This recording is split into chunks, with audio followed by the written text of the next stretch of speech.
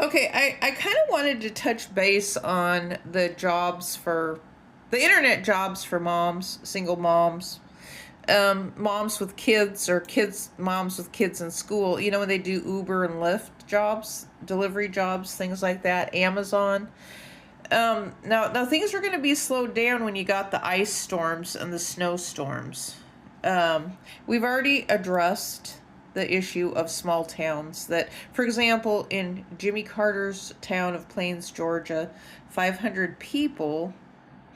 There's not much of a need probably for Uber and Lyft services because people on fixed incomes, you know, when they live in a small town like that, there's not that many people, and so there's not much of a need. You know, you're not going to create that much of a service. Now, small towns are where people know people, and usually they can ask someone for a ride, and they will graciously give them a ride without even thinking twice about it. So if you know someone, even if you've been a little bit snippety with them before, you know, or you know, it's normal for people to have little disagreements and arguments amongst friends and acquaintances, people they know.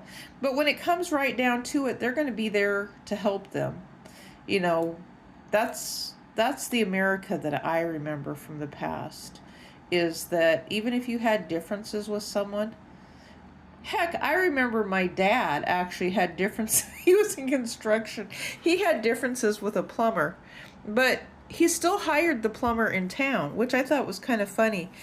Um, you know, I mean, so he kind of expressed that he wasn't fond of the guy, but he still hired him to do work, which I thought that is so crazy that he, you know, I was like 5 years old, I think, 4 or 5 years old, and I always thought, well, why in the world would you hire a man?